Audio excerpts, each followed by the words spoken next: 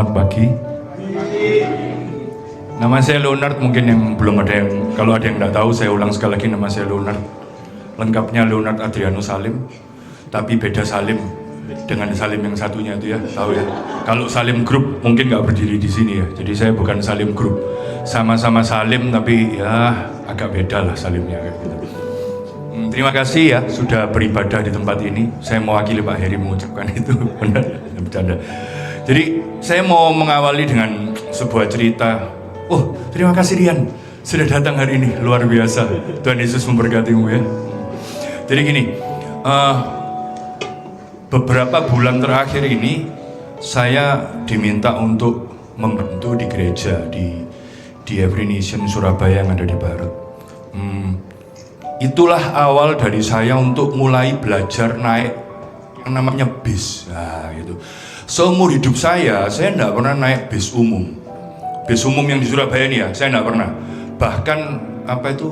Kalau dulu bahasanya kalau orang Surabaya itu bilang bemo, angkot, itu saya tidak pernah naik. Jadi itu pertama kalinya saya naik bis umum dikarenakan memang mobil dipakai untuk itu musiknya jangan berhenti. Ya itu. Jadi mobil dipakai untuk mengantar jemput anak saya. Jadi saya harus belajar naik bis umum. Waktu itu saya belajar dari salah satu sahabat saya, Pak Eri. Pak, gimana caranya? Saya tanya-tanya, saya belajar. Saya baru tahu nyamannya naik bis umum. Itu setelah berapa tahun saya hidup di Surabaya ini. 40, kalau sekarang masih 46 ya, masih muda saya. Kayak gitu, jadi berapa tahun berarti? 45 tahun saya nggak tahu rasanya naik bis umum. Baru kali itu saya tahu rasanya naik bis umum. Dan luar biasa, ternyata nyaman sekali. Nyaman sekali, jadi saya menghimbau, enggak, saya bercanda. Jadi, tapi saya menemukan satu hal. Keunikan yang sangat unik itu, saya sering naik bersama beberapa orang. Yang berulang-ulang saya ketemu, dan saya bisa hafal, oh mereka naik di sini, turun di sini tuh berkali-kali, karena jamnya mungkin sama. Kayak gitu. Sampai di satu titik, saya bertemu dengan 9 orang naik bersama-sama gitu. Ternyata mereka adalah tunarungu kayak gitu. Jadi waktu itu saya di bis sendiri, masih sendiri. Mereka naik, kalau tahu dari bundaran ITS itu mereka naik. Saya dari pusat, dari start itu saya sendirian, enggak ada, cuman saya supir sama keneknya itu. Terus sampai di halte bis ITS itu naiklah 9 orang. Saya enggak tahu kalau mereka tunarungu. Dan mereka anehnya nggak duduk bersama-sama, jadi mereka pencar gitu ya. Ada yang di depan, ada yang barisan cewek, ada kursi khusus cewek, terus ada cowok di belakangnya. Ketika mereka naik, mereka mulai melakukan sesuatu yang tidak pernah saya alami selama hidup saya.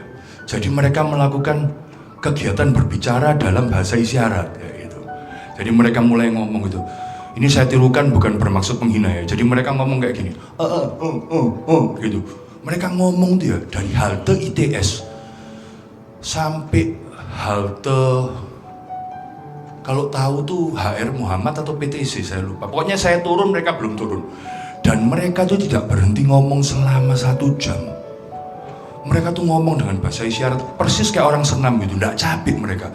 Buat saya hal itu mengagumkan karena gini, kalau saya hidup sebagai orang yang tunarungu, mungkin saya akan lebih memilih untuk diam.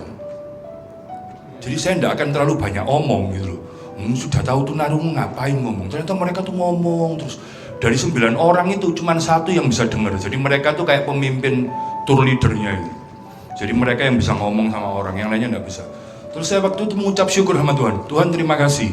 Kalau saya hari ini tidak tunarungu kayak gitu. Jadi cuma satu hal yang saya kagum. Kenapa orang tuh bisa ya? Kalau sudah tunarungu itu harusnya kan capek ya. Mungkin kita kan capek ngapain, banyak omong, dilihat orang tuh, selain itu ada orang-orang yang lain. Tapi mereka tuh bisa melihat semua bingung. Dan mereka tuh bikin suara tuh enggak pelan loh. Jadi mereka tuh kalau manggil temannya, oh gitu. Terus mereka gini. Terus saya gini, orang ini pertamanya mengganggu, tapi lama-lama kasihan juga kayak gitu. Tapi mereka berusaha berkomunikasi kayak gitu. Itu salah satu keunikan pertama. Keunikan kedua, saya pernah naik bis dan satu bis itu ya 21 orang termasuk saya, cuman saya cowoknya. Saya bingung. Wah, apa ini bis khusus wanita? Saya bilang kayak gini, enggak ada cowok sama sekali. Cuma saya, 21 orang sampai berdiri. Sebelah saya ada ibu-ibu duduk, ini juga wanita. Saya lihat nggak ada cewek sama sekali, cowok. Saya ini salah satu cowok yang salah mungkin. Semua orang tuh mungkin naik bis hanya wanita, saya cuma cowok sendiri. Itu keunikan kedua. Keunikan ketiga ini yang paling terakhir. Ini kalau di bahasa anak sekarang ini ultimate-nya, ngerti ya? Jadi ultinya kayak gitu. Jadi yang ketiga ini, saya pernah naik bis dan ada seorang ibu-ibu yang sudah berumur mungkin ya sekitar 70 tahun ke atas, bahkan untuk jalan pun dia kesulitan. Tapi yang luar biasa, dia ngasih saya kertas. Kaget saya waktu kasih kertas. Dia panggil saya, "Nyo, ini kertas buat kamu baca." Oh ya, terima kasih, saya terima. Kertas itu tulisannya jalan keselamatan. Wih, saya gini, ngeri saya baca. Ibu ini sampai umur 70, bahkan dia naik bis, turun bis saja susah, masih menginjil buat Tuhan. Lah saya ini duduk di bis itu ya hampir sekitar 4 bulan, tidak pernah ngomong sama orang. Kalah sama ibu ini ya gitu. Wah, saya waktu itu, Tuhan ampuni, saya bilang gitu. Kok kenapa ibu ini masih mau nginjil, saya ini masih enggak gitu. Kayak gitu. Kesempatannya banyak. Ya saya enggak mungkin ngomong di 20 perempuan itu kan. Nanti dikira saya KKR itu kan enggak. Tapi waktu itu saya langsung kena, aduh, ibu ini aja masih bagi. Itu kalau nggak salah jalan keselamatan tuh, kalau mungkin orang Surabaya pasti tahu, gereja Bukit Saitun, pernah tahu mungkin ya. Gerejanya Pak Yusuf BS itu gereja tua. Jadi mereka suka menyebarkan kayak ya kertas itu. Itu sekitar 6 halaman kecil itu tentang jalan keselamatan. Waktu itu saya cerita ke Pak Heri, ada Yoel juga. Saya kaget, wih, ibu-ibu ini. Atau mungkin muka saya masih seperti orang berdosa, saya bilang kayak gitu. Sehingga saya dikasih kertas itu. Tapi paling enggak, dia masih berusaha untuk membagikan Injil. Nah itu salah satunya. Nanti saya ingin bagikan tentang ini, membagikan Injil. Dan tadi yang luar biasa sekali, boleh ditampilkan. Oh ini, saya bisa nampilkan sendiri ya, teman-teman. Masih baru pemula. Lu kok nggak bisa? Next ya. Nah ini saya tadi baru dapat nih. Saya foto langsung. Saya dapat waktu perjamuan kudus tadi. Matius 22 ayat 39b. Kasihilah sesamamu manusia seperti dirimu sendiri. Jadi kasihilah sama manusia. Ini pembukaan yang luar biasa. Karena apa? Kalau kita nggak ngasih sama manusia, kita nggak mungkin menginjil, kayak gitu. Nggak semua orang punya karunia menginjil, tapi semua orang bisa beritakan tentang Kristus. Salah satunya contohnya ibu-ibu tadi. Ibu-ibu tuh mungkin nggak akan KKR atau apa, tapi dia kasih saya kertas. Ya, saya paling enggak, saya baca, kayak gitu. Dia ada usaha untuk memberitakan Injil. Oke, kita masuk di puncaknya ya. Belum di awalnya. Ini. Nah, ini judul khotbah saya hari ini agak berbahasa Inggris ya, biar agak keren gitu ya. God love the lost one, kayak gitu. Jadi artinya Tuhan itu mengasihi jiwa yang terhilang, kayak gitu. Itu juga saya tulis dalam bahasa Inggris tuh, Luke 15, Lukas, biar agak keren gitu. Dan ini Tuhan Yesusnya saya buat agak garang karena yang khotbah kan mukanya juga garang, jadi mukanya agak serem dikit gitu biar keren ya. Oke, kita baca di Lukas 15 yuk, bersama-sama saya bantu baca ya. Perumpamaan tentang domba yang hilang. Para pemungut cukai dan orang-orang berdosa biasanya datang kepada Yesus untuk mendengarkan dia. Maka bersungut-sungutlah orang Farisi dan ahli-ahli Taurat. Katanya, ia menerima orang berdosa dan makan bersama-sama dengan mereka. Lalu ia mengatakan perumpamaan ini kepada mereka. Next. Oke. Siapakah di antara kamu yang mempunyai 100 ekor domba, dan jikalau kehilangan seekor di antaranya, tidak meninggalkan yang 99 ekor di padang gurun, dan mencari yang sesat itu sampai ia menemukannya. Dan kalau ia telah menemukannya, ia meletakkan di atas bahunya dengan gembira. Dan setibanya di rumah, ia memanggil sahabat-sahabat dan tetangganya, serta berkata kepada mereka, bersukacitalah bersama-sama dengan aku, sebab dombaku yang hilang itu telah kutemukan. Ayat selanjutnya, aku berkata kepadamu, demikian juga akan ada sukacita di sorga, karena satu orang berdosa yang bertobat, lebih daripada sukacita karena 99 orang benar yang tidak memerlukan pertobatan. Jadi di sini tertulis, oke, bisa bantu ke ayat sebelumnya, ayat, oke, harusnya bisa, oke, ini. Oke. Di sini kan tertulis para pemungut cukai dan orang-orang berdosa biasanya datang kepada Yesus untuk mendengarkan ini. Di sini tertulis bahwa pemungut cukai, orang Farisi dan ahli-ahli Taurat itu sangat tidak suka ketika Yesus menerima pemungut cukai dan orang-orang berdosa. Jadi makanya kenapa Tuhan Yesus mengeluarkan perumpamaan ini. Jadi ada 3 perumpamaan, nanti kita baca sampai terakhir. Domba yang hilang, dirham yang hilang, dan juga anak yang hilang. Jadi Tuhan Yesus kepingin menegur orang-orang Farisi itu. Di ayat yang ayat yang keempat ini, Tuhan Yesus ngomong kayak gini, siapa di antara kamu yang mempunyai 100 ekor domba, dan jikalau ia kehilangan seekor di antaranya, tidak meninggalkan yang 99 ekor di padang gurun. Oke. Kalau orang punya 100 domba itu, kalau kita kalkulasikan hari ini, bukan orang yang susah kayak gitu. Kayak zaman Daud dulu, Daud cuma menggembalakan sekitar 2-3 ekor domba kayak gitu. Kalau punya 100, kalau saya loh ya, hilang 1, kalau saya nih, ya saya, ya lah, nggak apa-apa. Nanti kan ya dari 99 ini kan bisa punya anak tambah banyak kayak gitu. Kalau saya, tapi untungnya Tuhan Yesus bukan saya kayak gitu. Jadi Tuhan Yesus ini walaupun hilang 1, dia akan cari kayak gitu. Saya waktu baca ayat ini, bersyukurlah ada Tuhan Yesus. Karena kalau nggak ada Tuhan Yesus, mungkin saya ini nggak dicari kayak gitu. Banyak yang lebih berkompeten daripada saya gitu. Jadi mungkin hilang 1 ya wis lah. Untung mama saya ini anaknya 3. Kalau mama saya anaknya 100, hilang 1 mungkin ya enggak apa-apa Mas ya. Kayak gitu. Ya kan? Anak saya mamanya 3. Jadi saya ini paling gede, laki sendiri. Jadi mungkin kalau hilang ya dicari sama mama saya. Tapi ini anehnya 100 itu hilang 1. Kalau saya ya sudah gitu loh. Enggak apa-apa, daripada tinggal nyari yang 1, yang 99 lepas lagi 1 tambah banyak yang hilang. Kayak gitu. Jadi saya menemukan sesuatu yang aneh di sini. Kenapa kok kayak gitu? Kenapa harus cari yang 1 kayak gitu? Bahkan setelah menemukannya, ditulis di sini ya, setelah ia telah menemukannya, ia meletakkan di atas bahunya dengan gembira. Ini saya nih contohnya ya, saya jalan ketemu nih 1 yang hilang. Saya gendong terus saya balik, loh hilang 10. Kan tambah bingung, betul nggak? Kalau saya gitu, loh tambah hilang 10, terus siapa tak kembalikan nyari lagi yang 10. Buat saya itu kerja double kayak gitu. Tapi anehnya enggak, kalau Tuhan Yesus pikirannya beda, enggak sama kayak kita. Mungkin orang Farisi ini ya bingung, ini Tuhan Yesus ini agak antik kayak gitu. Kalau dalam bahasa sekarang ya, ngapain bingung cari yang 1, 99 ini hilang lagi tambah pusing lagi kayak gitu. Terus selanjutnya ada ayat 6. Wah pinter Rahel, thank you Rahel ya. Dan setibanya di rumah ia memanggil sahabat-sahabat dan tetangganya serta berkata kepada mereka, bersukacitalah bersama-sama dengan aku sebab dombaku yang hilang itu telah kutemukan.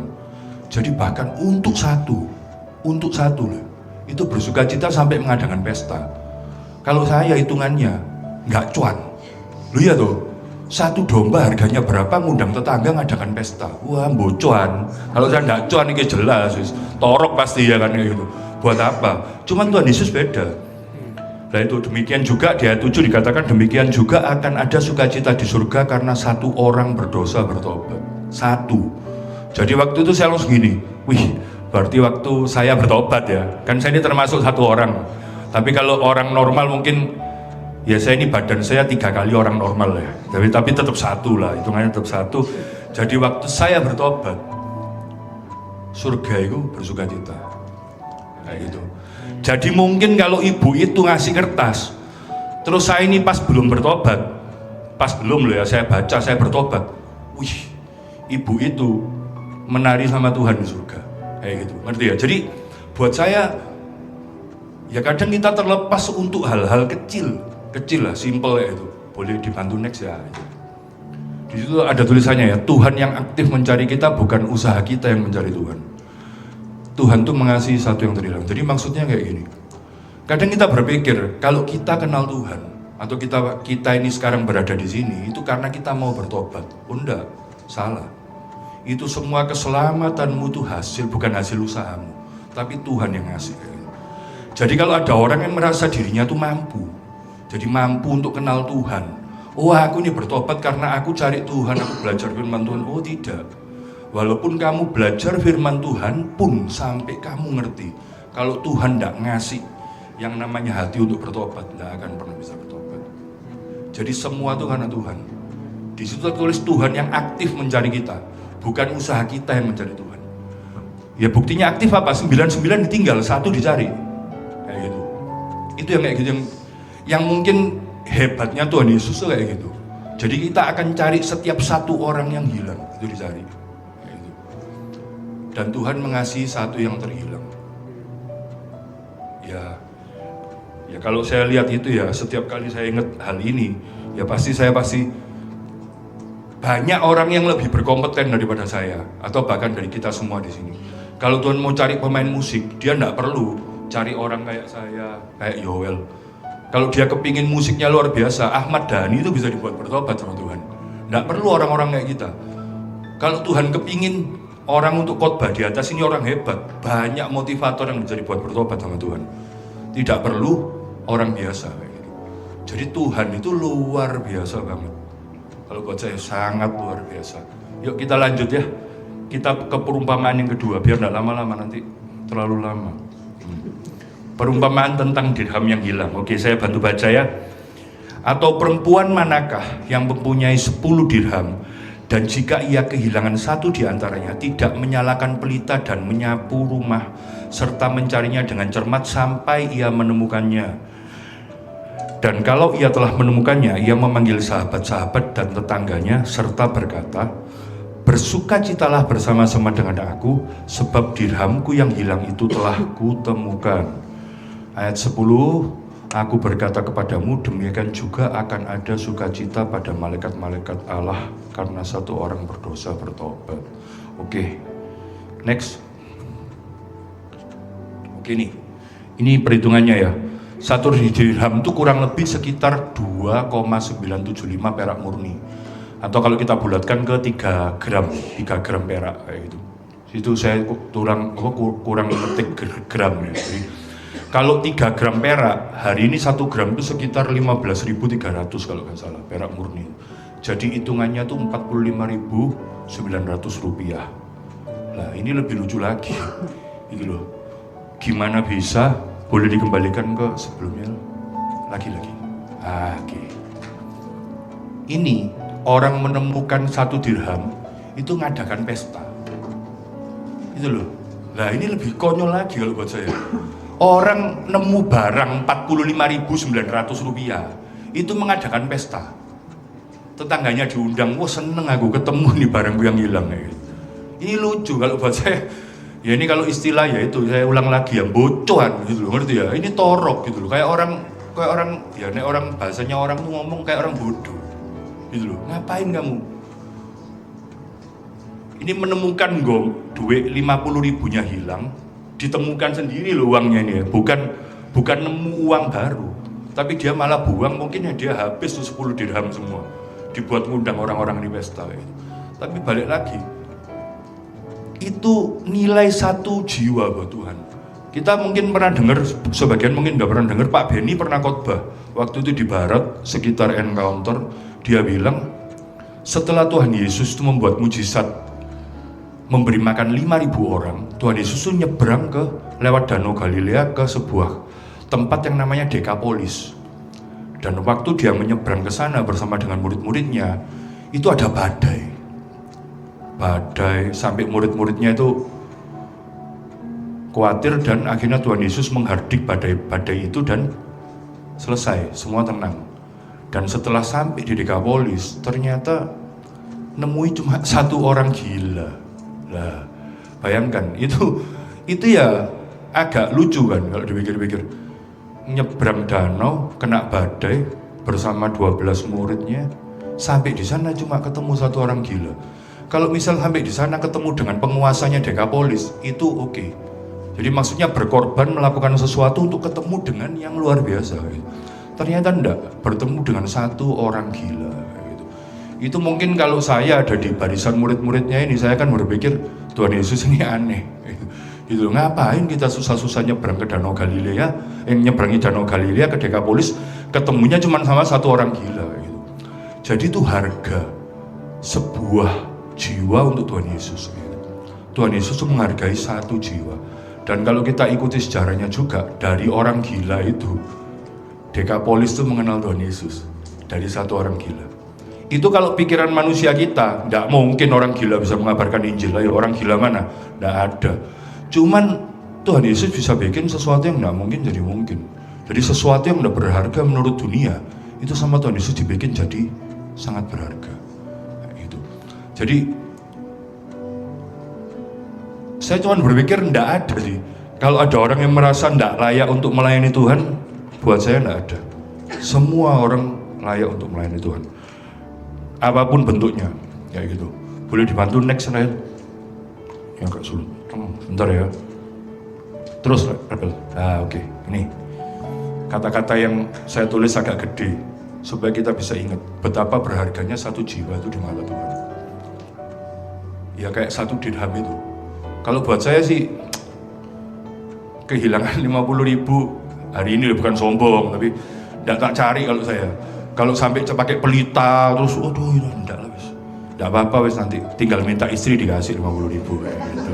Kalau saya lo ya, cuman kan beda-beda juga. Tapi Tuhan di sini mau menekankan bahwa satu jiwa itu berharga. Dan dari ayat tadi kita juga bisa belajar satu lagi. Boleh dibantu next, Rahel? Oke, ini. Kadang orang terhilang bukan di luar gereja, tetapi di dalam rumah Tuhan sendiri. Itu apa maksudnya?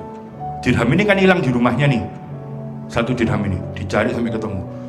Jadi saya nangkep satu lagi bahwa kadang orang terhilang itu bukan di luar gereja, tapi di dalam rumah Tuhan sendiri. Jadi gini, kadang ada orang tuh duduk di sini ya, tapi jiwanya ada di sini. Dia datang, itu seperti saya. Saya berapa tahun yang lalu ya? Pokoknya lah beberapa tahun yang lalu. Saya tetap ke gereja, narkoba yes, gereja yes, kayak gitu. Jadi saya malam ke diskotik, pagi ke gereja, kayak gitu. Itu saya kayak ini, orang yang terhilang bukan di luar gereja, tapi di dalam rumah Tuhan sendiri. Lah kalau kita sendiri tidak belajar untuk care sama orang yang ada di gereja, susah. Jadi kadang kita pun kalau ada orang baru datang itu kita tidak pernah, oh ya disambut nih, diajak kenalan. Gampangannya kayak sudah ikut live group belum? Itu kan paling simpel, kita ajak ikut live group. Itu kalau ada kayak gitu, tidak akan ada yang namanya kayak gini. Orang terhilang bukan di luar gereja tapi dalam rumah Tuhan sendiri. Kadang kita terlalu sibuk, kita seakan-akan rohani nih. Sibuk untuk nyanyi buat Tuhan, kita nyembah Tuhan, menikmati hadirat Tuhan. Tapi kadang kita tidak pernah perhatikan kanan kiri kita ini masih ada orang yang belum bisa menikmati hadirat Tuhan. Kayak gitu. Nah kalau kita bisa peduli kayak gitu, pasti gereja ini jadi sangat luar biasa kalau buat saya. Jadi tidak akan ada yang namanya orang yang terhilang di dalam gereja. Gitu. Kayak saya yang beberapa tahun yang lalu. Kayak gitu. Oke, kita lanjut lagi ya. Next, kita akan belajar di yang terakhir ini. Perumpamaan tentang anak yang hilang. Ini ayatnya panjang ya. Jadi saya akan baca perlahan-lahan. Oke, Yesus berkata lagi, ada seorang yang mempunyai 2 anak laki-laki. Kata yang bungsu kepada ayahnya, "Bapa, berikanlah kepadaku bagian harta milik kita yang menjadi hakku." Lalu ayahnya membagikan harta kekayaan itu di antara mereka.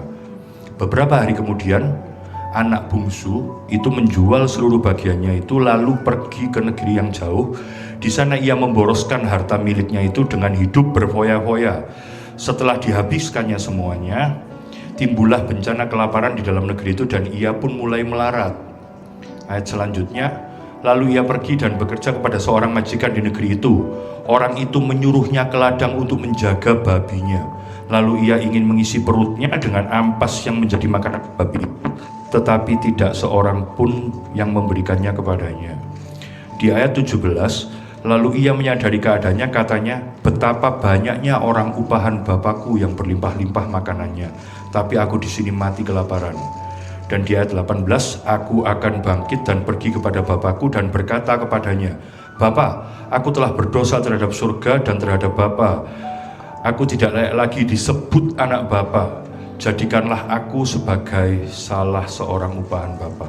Maka bangkitlah ia dan pergi kepada bapaknya. Ketika ia masih jauh, ayahnya telah melihatnya. Lalu tergeraklah hatinya oleh belas kasihan. ayah itu berlari mendapatkan dia lalu merangkul dan mencium dia. Next, kata anak itu kepadanya, Bapa, aku telah berdosa terhadap surga dan terhadap Bapa. Aku tidak layak lagi disebutkan anak Bapa. Tetapi ayah itu berkata kepada hamba-hambanya, lekaslah bawa kemari jubah yang terbaik dan pakaikanlah itu kepadanya, dan kenakanlah cincin pada jarinya dan sepatu pada kakinya. Next, dan ambillah anak lembu tambun itu, sembelihlah dia, dan marilah kita makan dan bersukacita, sebab anakku ini telah mati dan menjadi hidup kembali, ia telah hilang dan didapat kembali, maka mulailah mereka bersukaria. Stop di sini dulu. Jadi mungkin sebagian dari kita sudah tahulah pasti cerita ini. Kalau pernah sekolah minggu pasti diajarkan. Cuman saya baca lagi karena takutnya ada yang nggak tahu kayak gitu. Ini salah satu gambaran.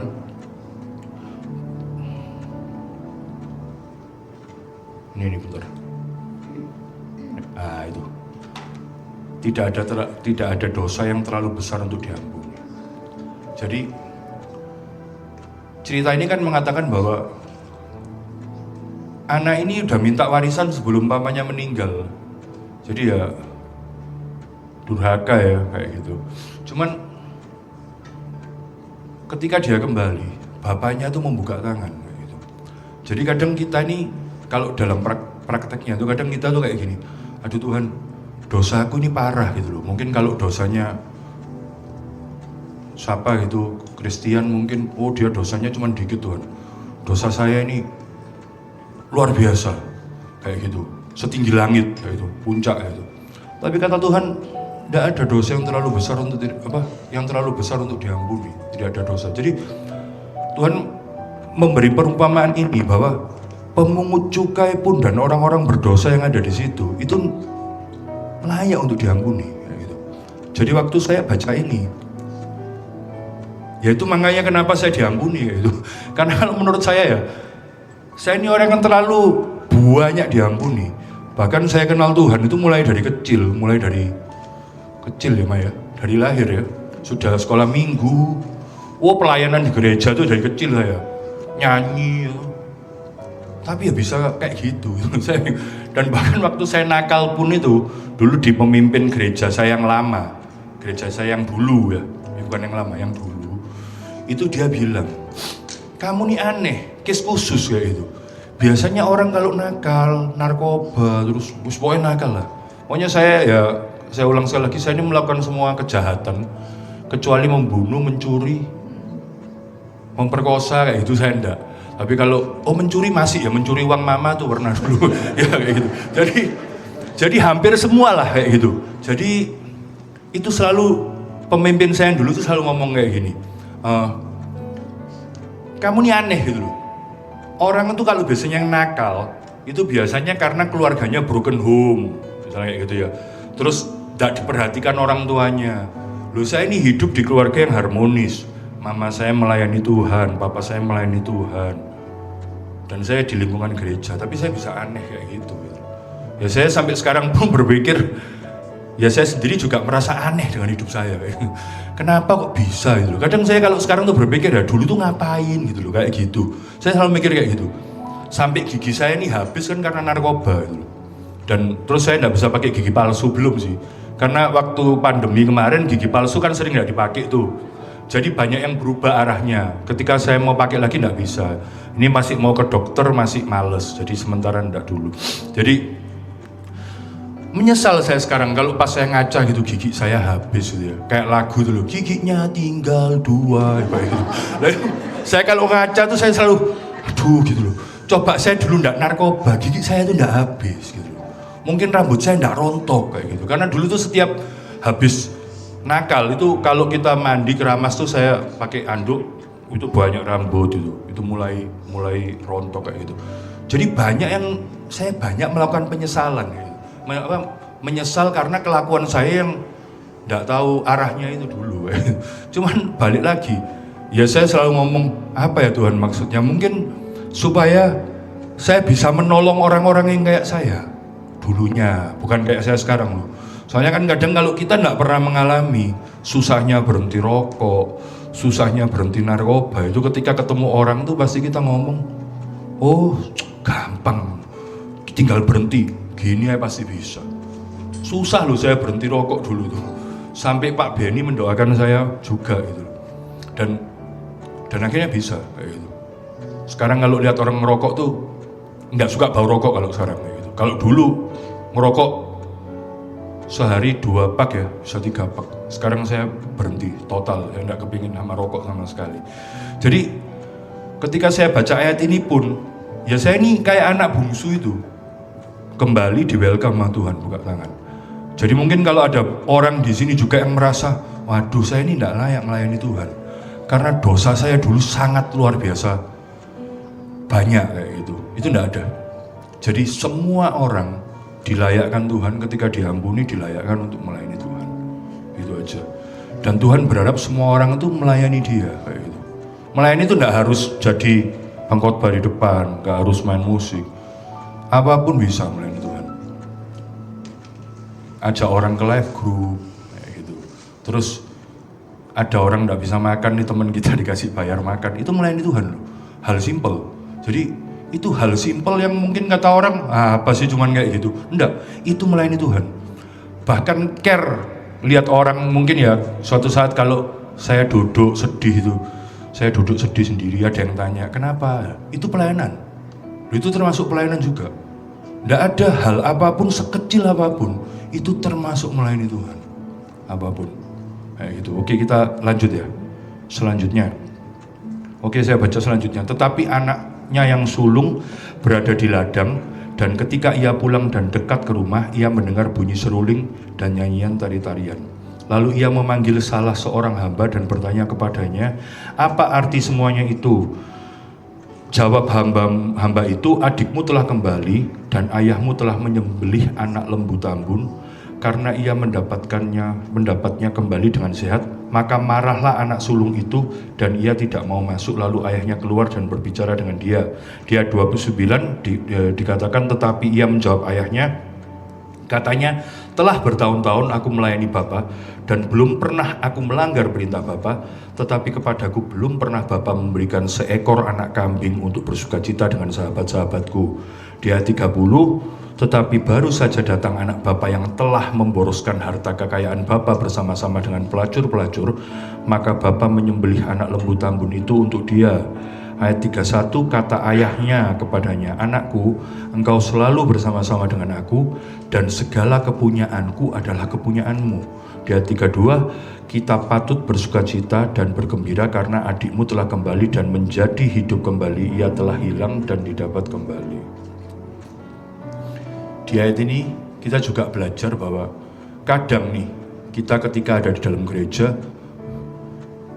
sudah bertobat nih ya, kita merasa ada orang yang harusnya nggak layak diampuni. Contoh nih. Kadang kita mikir kayak gini, ini pikiran yang simpel. Tuhan, itu ada orang belum kenal kamu, hidupnya kok lebih enak daripada saya. Saya ini udah melayani kamu loh Tuhan. Saya hidup ini kok pas, ngerti pas tahu ya? Pas ada, pas perlu ada, gitu. Jadi pas mau makan tiba-tiba ada uang, kayak gitu. Enggak, itu enggak. Jadi maksudnya hidupnya pas. Jadi pas nih bayar uang sekolah, ini belanja bulanan, bayar cicilan, ente, itu hidupnya kayak gitu. Tapi cukup kan, enggak berutang, enggak utang pinjol dan lain-lain. Tapi pas kayak gitu. Itu ada orang yang enggak kenal kamu, bahkan belum bertobat, kok enak hidupnya. Nah, itu kayak gini nih. Itu salah satunya kayak gini nih. Jadi akhirnya kita nggak punya hati. Oh ya wes, biar orang itu cukup wes di dunia ini aja, dia menikmati kekayaan tuh di dunia ini, nanti di surga wes ngapok masuk neraka kayak gitu. Nggak kayak gitu. Jadi kita harus punya hati. Lanjut Hil. Ini.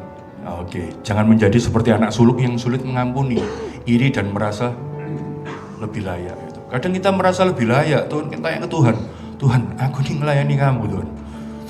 Itu kenapa orang biak-biakan ya, bahasa Jawanya tuh biak-biakan, bahasa Jerman itu, biak-biakan itu, kok mbok berkati gitu, kenapa kok kamu berkati Tuhan?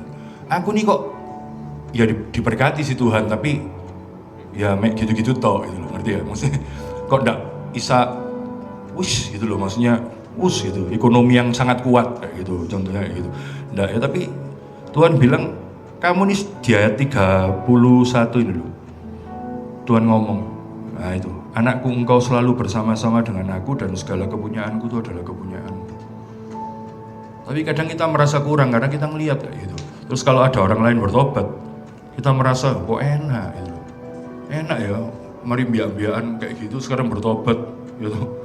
Saya masuk gereja, mari ngecak kanan kiri misalnya. Itu tukang cak itu, belum ngecak. Aku ya dicak, belum dibayar. Saya bertobat, jadi koncoku kok enak enggak. Tapi Tuhan bilang, ya itu.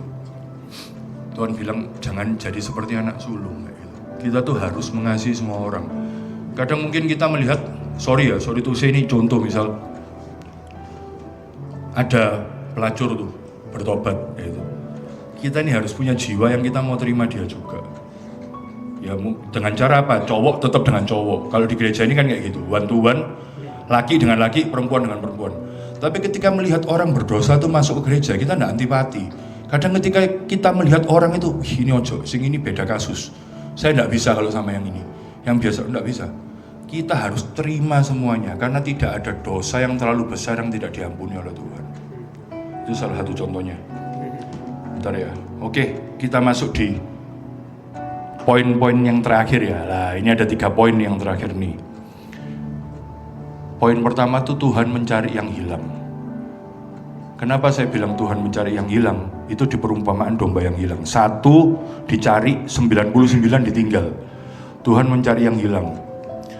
Di poin yang kedua kita belajar dari dirham yang hilang. Setiap jiwa itu berharga di mata Tuhan. Setiap jiwa. Jadi enggak cuma saya, enggak cuma kita semua, tapi semua orang yang ada di luar sana itu berharga di mata Tuhan.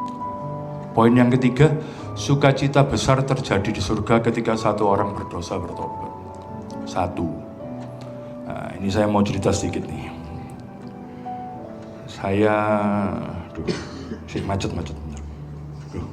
Macet. Udah. Gini. Saya ini bertobat karena dikejar-kejar orang. Kenapa saya bilang dikejar-kejar orang? Saya dikejar 2 orang dalam hidup saya. Selain mama saya ini berdoa rutin. Dia bukan pengejar, dia pendoa, didoakan supaya saya bertobat. Tapi ada 2 orang yang mengejar saya. Yang pertama itu ada 1 pendeta, jauh dari Pamekasan Madura itu. Itu dia yang kasih kesempatan saya untuk bertobat. Jadi dikala semua orang tidak cari, bahkan gereja saya yang lama tuh kalau lihat saya tuh, gitu, males sudah. Bahkan ibu gembalanya pun kalau dulu tuh kalau ketemu saya tuh tanya kayak gini, Leo, gimana sudah bertobat? Loh, saya gini, masih nakal? Loh, kayak gitu. Lah saya bingung lah kalau gembala saya tanya saya masih nakal. Lah saya kan bingung, apalagi jemaat itu kalau lihat saya, alien datang ini masih kayak gitu. Lah cuman jadi saya jadi antipati gitu. Tapi ada 1 pendeta dari Pamekasan itu yang mau terbuka buat saya. Saya dijemput ke Surabaya, diajak pelayanan ke Solo, ke Tuban. Padahal saya masih ngerokok, saya masih kadang masih narkoba. Tapi dia buka tangannya untuk terima saya. Bahkan saya diajak tidur sekamar.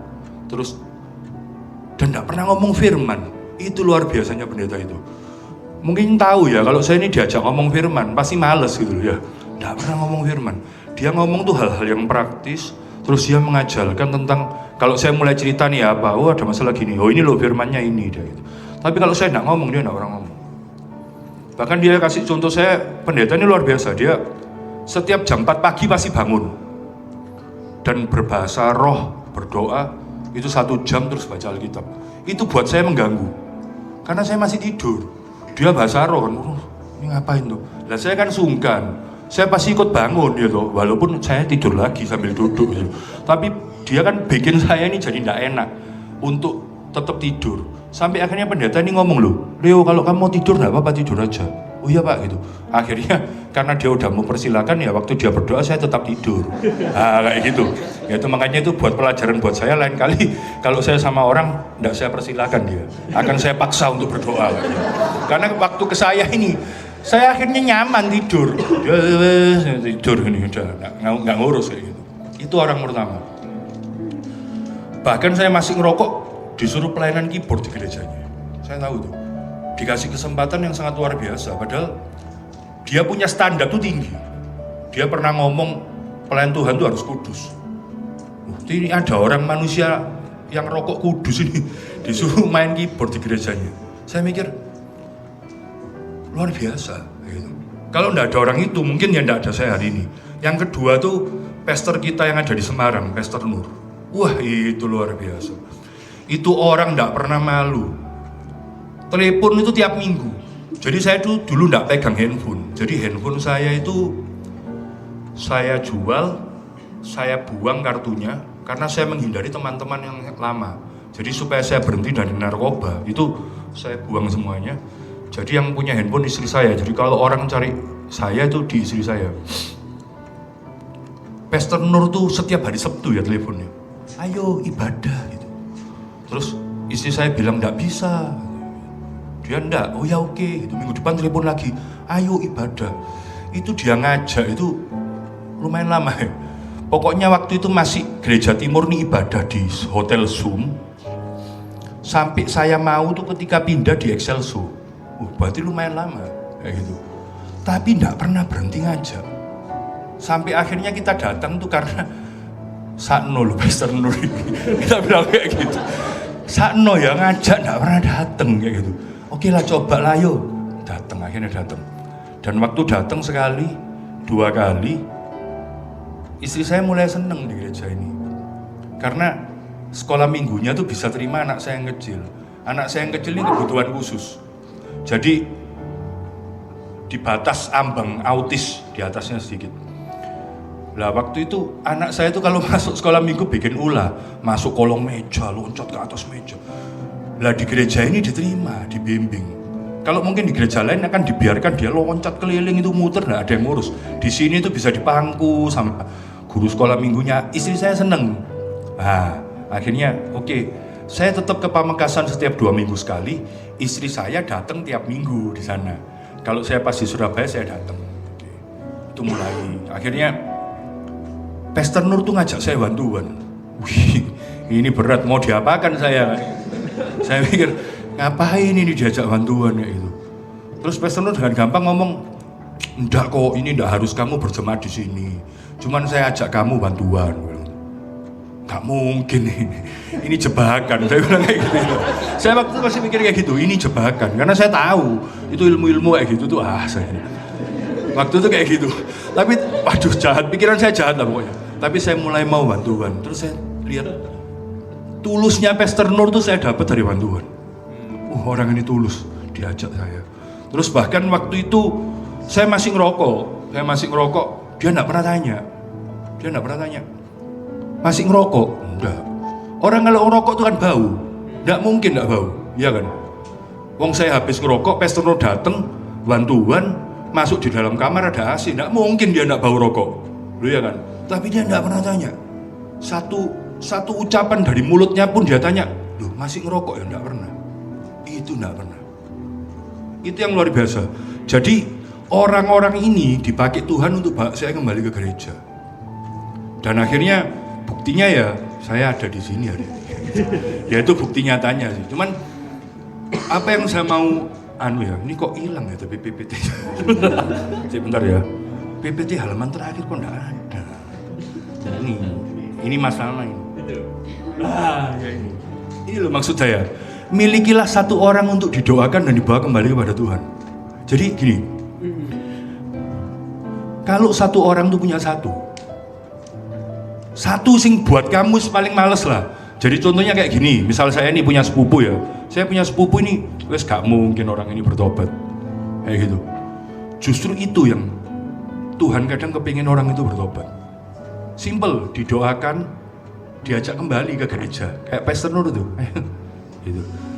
Diajak setiap Sabtu. Kalau enggak mau, biar Sabtu ini enggak mau, Sabtu depan. Ya itu yang kita sulit punya kan kayak gitu. Kadang kalau kita ditolak sekali, wes enggak ada 2 kali. Ya kan? Izin. Saya ini dulu pernah kerja agen asuransi. Ini cerita. Saya ini kalau ditolak, saya bukan seperti Bumul dan Pak Naryo yang semangatnya luar biasa kayak gitu. Saya enggak bisa. Kalau saya ditolak, saya langsung Nggak bisa, malu saya. Gitu. Jadi kalau nawarkan sesuatu asuransi ini, sing anggapannya oleh cuan ya, itu saya nggak bisa. Apalagi ngajak orang, itu saya paling nggak bisa. Jadi sekali kalau saya ngajak orang, ditolak, wes tak mungkin ada sing kedua kali. Lah itu makanya saya waktu inget tante itu ya, ibu itu ya, saya langsung malu sama Tuhan. Wih, mungkin kalau udah ada orang yang,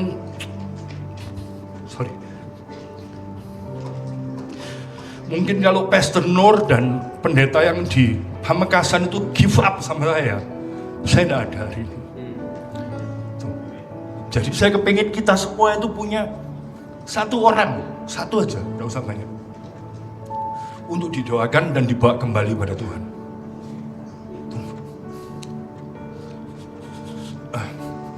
Dan kalau itu terwujud ya, oh luar biasa. Bayangkan, satu bawa satu, itu surga tiap hari pesta. Iya enggak? Satu bawa satu itu surga tiap hari pesta. Ini berapa orang nih? Satu. Itu baru selesai pesta gitu. Kalau orang minum anggur gitu, baru selesai minum anggur lagi. Ngerti ya? Jadi, saya bayangkan kalau satu bawa satu, itu luar biasa. Dan itu harus kita lakukan. Dan tidak ada yang tidak mungkin. Kalau bilang tidak mungkin, itu banyak orang yang lihat saya waktu itu, waduh ya, waktu saya narkoba dan lain-lain, orang masih mikir model kayak gini. Ya, ini afkir. Jadi kalau bahasa quality control tidak lewat QC orang ini. Quality control reject, masuk factory outlet kayak gitu ya. Cuman ternyata orang kayak gini bisa dipakai Tuhan gitu. Kadang saya mikir, ya, gitu. Yang boxing normal itu sudah pakai Tuhan. Kenapa kok harus cari yang tidak normal? Tapi kalau kita punya ini ya, milikilah satu orang untuk didoakan dan dibawa kembali kepada Tuhan. Oh pasti luar biasa. Nanti ini sudah berhasil satu pasti ada dua, berhasil dua pasti ada tiga. Kayak gitu. Dan yang paling terakhir yang saya kepingin ngomong cuma satu ya. Terima kasih Tuhan Yesus memberkati. Ya cuma itu. Thank you.